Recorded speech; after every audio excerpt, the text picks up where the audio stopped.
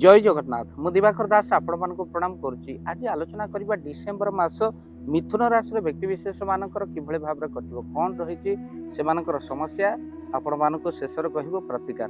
मिथुन राशि व्यक्तिशेष मानकर प्रथमे जब देखा स्वास्थ्य ये डिसेम्बर मासरे स्वास्थ्य जंत सेमती किसी बड़ समस्या देखा जाउनी किंतु आपनकर स्किन रिलेटेड ठंडा काश एगुड़ी सब छोट छोट रोग हो पारे आ किंतु ताहा এই মাস ভিতরে ହିଁ ଠିକ୍ ହେଇଯିବ। ତେଣୁ ବେଶୀ ସ୍ୱାସ୍ଥ୍ୟକୁ ନେଇ ବଡ଼ ସମସ୍ୟା ସେମିତି କିଛି ନାହିଁ।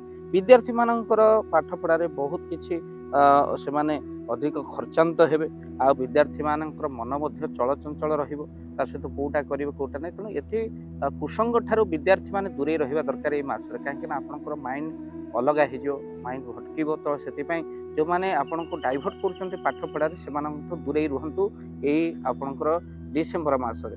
ଆଉ ଭକ୍ତବନ୍ଧୁ ଆଜି ଯଦି ଆପଣ ମାନଙ୍କର ଲଭ୍ ଲାଇଫର କଥା କହିବା, ଲଭ୍ ଲାଇଫରେ ଆପଣଙ୍କର କ'ଣ ରହିଛି ନା ଅନେକ ଟେନସନ ରହିଛି ଏ ଡିସେମ୍ବର ମାସରେ। ତ ସେମାନଙ୍କର ଥାର୍ଡ ପର୍ସନର ଏଣ୍ଟ୍ରି ହେବ ଆଉ ଯାହାଦ୍ୱାରା ସେମାନଙ୍କର ଭିତରେ ମିଥୁନ ରାଶିର ବ୍ୟକ୍ତି ବିଶେଷ ଅଧିକ ଦିନ କଥା ହୁଅନ୍ତି ଆଉ ଅଧିକ ଦିନ ସେମାନଙ୍କର ଝଗଡ଼ାରେ ହିଁ ଗତି କରେ। ତ ସେଥିପାଇଁ ଏମାନେ ତୃତୀୟ ପର୍ସନର ଏଣ୍ଟ୍ରି ଯୋଗୁଁ ବହୁତ ଟେନସନରେ ହିଁ ସେମାନଙ୍କର ବିତିବ। ଯଦି ଦେଖିବା ସେମାନଙ୍କର ବୈବାହିକ ଜୀବନ କିନ୍ତୁ ସୁଖମୟ ହେବ। ଲଙ୍ଗ ଟ୍ରାଭେଲରେ ଆପଣ ଯାଇପାରିବେ, ବୁଲାବୁଲି ମଧ୍ୟ କରିପାରିବେ। ତା ସହିତ ଆପଣଙ୍କର ଯଦି ଦେଖିବା ବ୍ୟବସାୟର କଥା ଯଦି ଦେଖିବା, ବ୍ୟବସାୟରେ ଆପଣ କ୍ଷତିର ସମ୍ଭାବନା ରହିଛି। ତେଣୁ ଆପଣ ବହୁ ପଇସା ବ୍ୟବସାୟରେ ଲଗାଇବା ପୂର୍ବରୁ ଏଇ ମାସ ଆପଣ ରହିଯାଆନ୍ତୁ। ନେକ୍ସଟ ମାସରେ ଆପଣଙ୍କର ଭଲ ପଡ଼ିଲେ ଆପଣ ତା ବ୍ୟବସ୍ଥା ନିଶ୍ଚିନ୍ତ ଭାବରେ କରିବେ। ଯଦି ବ୍ୟବସାୟରେ ଆପଣଙ୍କର ନିହାତି ଭାବରେ କ୍ଷତିର ସମ୍ଭାବନା ଯେହେତୁ ଅଛି ତ ଆପଣ ସେଥିପାଇଁ ଆପଣ କିଛି ସମୟ ରହିଯାଆନ୍ତୁ। କର୍ମକ୍ଷେତ୍ରରେ ଆପଣଙ୍କର ସହକର୍ମୀ ମାନେ ଆପଣଙ୍କୁ ହଇରାଣ କରିପାରିବେ, ତ ସେଥିପାଇଁ ଆପଣ ସାବଧାନ ରୁହନ୍ତୁ। ପାଖରେ ଥିବା ଲୋକମାନେ ଆପଣଙ୍କର ପାଖରେ ରହିକି ମଧ୍ୟ ଆପଣଙ୍କ ବିରୁଦ୍ଧାଚରଣ କରିବେ, ଯାହାଦ୍ୱାରା ଆପଣ ଟେନସନର ହିଁ କାରଣ ହେବ।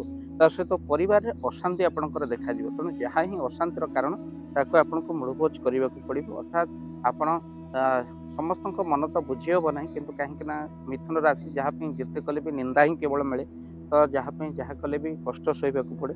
ତେଣୁ ଏ ଅଶାନ୍ତିଠୁ ଆପଣଙ୍କୁ ଦୂରେଇ ରହିବାକୁ ପଡ଼ିବ, କାହିଁକିନା ଆପଣ ରାଗଟାକୁ କ୍ରୋଧଟାକୁ କଣ୍ଟ୍ରୋଲ କରିବେ। କଥା କହିଲେ ମାନେ ଝଗଡ଼ା ଯାହାଟି ସୃଷ୍ଟି ହୋଇପାରେ, ତ ସେଥିପାଇଁ ଆପଣ ସତର୍କ ରହିବାକୁ ପଡ଼ିବ। କ'ଣ କରିବେ ପ୍ରତିକାର? ଆପଣମାନେ ନିହାତି ଭାବରେ ଗାୟତ୍ରୀ ମନ୍ତ୍ର ଜପ କରନ୍ତୁ। ଗାୟତ୍ରୀ ମନ୍ତ୍ର ଆପଣମାନେ ଜପ କରିପାରିବେ। ତା ସହିତ 108 ଥର ଗାୟତ୍ରୀ ମନ୍ତ୍ର ଦିନକୁ ଜପ କରନ୍ତୁ। ଆଉ ତାପରେ ଆପଣ ବିଷ୍ଣୁ ସହସ୍ରନାମ ମଧ୍ୟ ପାଠ କରନ୍ତୁ। ପଶୁ ପକ୍ଷୀଙ୍କୁ ଖାଦ୍ୟ ଦିଅନ୍ତୁ। ଘରେ ହନୁମାନଜୀଙ୍କର ପୂଜା, ସୁନ୍ଦରକାଣ୍ଡର ପାଠ, ହନୁମାନ ଚାଳିଶା କରିବା ସହିତ ଘରେ ଯଦି ଆପଣ ହନୁମାନ ଚାଳିଶା କରୁଛନ୍ତି ବା ସୁନ୍ଦରକାଣ୍ଡ ପାଠ କରୁଛନ୍ତି ମିଳେ ଚମତ୍କାର ଫଳ। ତେଣୁ ଏଇ ଚମତ୍କାର ଫଳ ପାଇବା ପାଇଁ ଘରେ ଆପଣ ନିହାତି ଭାବରେ ହନୁମାନଜୀଙ୍କ ପୂଜାଟିଏ କରିଦିଅନ୍ତୁ। ଘରର ନକାରାତ୍ମକ ଶକ୍ତି ଦୂର ହେବା ସହିତ ଆଗକୁ ଆସିଥିବା ମହାବିପଦ ମଧ୍ୟ ଦୂର ହେବ। ଯଦି ଆପଣଙ୍କ ଘରେ ସୁନ୍ଦରକାଣ୍ଡ ହନୁମାନଜୀଙ୍କ ପୂଜା କରିବା ପାଇଁ ଚାହୁଁଛନ୍ତି ସ୍କ୍ରିନରେ ଚାଲିଥିବା ନମ୍ବରରେ ନିହାତି ଭାବରେ କଲ୍ କରନ୍ତୁ। ଟିମ୍ ସହ ପହଞ୍ଚିବ ଆପଣଙ୍କ ଘରେ ହନୁମାନଜୀଙ୍କ ପୂଜା କରିବା ପାଇଁ ବା ସୁନ୍ଦରକାଣ୍ଡ ପାଠ କରିବା ପାଇଁ। ଭିଡ଼ିଓକୁ ନିହାତି ଭାବରେ ସେୟାର କରିବେ। ଚ୍ୟାନେଲ ଯଦି ନୂଆ ଚ୍ୟାନେଲକୁ ସବସ୍କ୍ରାଇବ କରିଦିଅନ୍ତୁ। ଜୟ ଜଗନ୍ନାଥ, ଜୟ ପଞ୍ଚଶଖୀ। ଜୟ ଜଗନ୍ନାଥ। ଧନ ଅର୍ଜନେ ଧର୍ମ କରି ଧର୍ମେ ପ୍ରାପତ ନରହରି। ଯଦି ଆପଣମାନଙ୍କ ଧନ କୌଣସି ଗରିବ ଅସହାୟ ରୋଗୀମାନଙ୍କ ସେବାରେ ଲାଗିପାରିଲା, ଜାଣନ୍ତୁ ଆପଣଙ୍କର ରୋଜଗାର ସାର୍ଥକ ହେଇଗଲା, ଆପଣଙ୍କ ଧନର ମଧ୍ୟ ବହୁତ ମହତ୍ତ୍ୱ ରହିଲା। ତ ଆଜି ଆପଣମାନେ ଯଦି ଚାହୁଁଛନ୍ତି ଆପଣଙ୍କର ସେଇ ଧନ ମହତ କାର୍ଯ୍ୟରେ ଲାଗୁ, ଯେମିତିକି ଆମେ ଗୋଟିଏ ଆମ୍ବୁଲାନ୍ସ କରିଛୁ, ଯେଉଁ ଆମ୍ବୁଲାନ୍ସ ପ୍ରତିଦିନ କିଛି ଅସହାୟ ରୋଗୀମାନଙ୍କୁ ମେଡ଼ିକାଲରେ ପହଞ୍ଚାଏ, କିଛି ଗରିବ ଅନାଥ ଶିଶୁମାନଙ୍କୁ ମଧ୍ୟ ଆମେ ବସ୍ତ୍ର ଦାନ କରୁ, କିଛି ରୋଗୀମାନଙ୍କ ପାଖରେ ପହଞ୍ଚୁ ଯେଉଁମାନେ ବହୁତ ରୋଗରେ ପୀଡ଼ିତ, ସେମାନଙ୍କ ପାଖରେ ଆମେ କିଛି ଅର୍ଥ ଆଉ ଗରିବ ଲୋକମାନଙ୍କୁ ସହାୟତା ପ୍ରଦାନ କରୁ।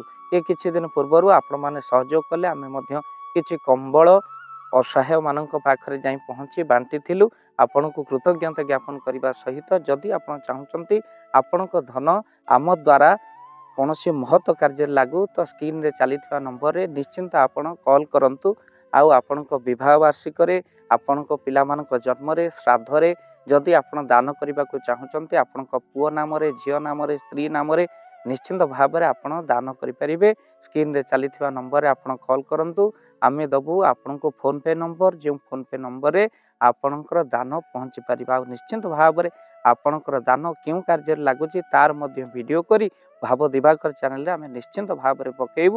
ଆପଣ ଦେଖି ନିଶ୍ଚିନ୍ତ ଖୁସି ହେବେ। ତ ଆପଣଙ୍କ ପୁଅ ଝିଅ ବିବାହ ବାର୍ଷିକ ଜନ୍ମଦିନରେ ଯଦି ଆପଣ ଚାହୁଁଛନ୍ତି ଆପଣଙ୍କର ଦାନ ମହତ କାର୍ଯ୍ୟରେ ଲାଗୁ, ତ ସେଇ ଶୁଭ ଦିନ ମାନଙ୍କରେ ଆପଣ କଲ୍ କରି ଆମକୁ ଫୋନ୍ପେ ନମ୍ବର ମାଗିପାରିବେ। ଆଉ ଆମ୍ଭେମାନେ ଆପଣଙ୍କୁ ଫୋନ୍ପେ ନମ୍ବର ଦେବୁ, ଯେଉଁ ନମ୍ବରରେ ଆପଣ ସହଯୋଗ ରାଶି ପଠାଇ ପାରିବେ।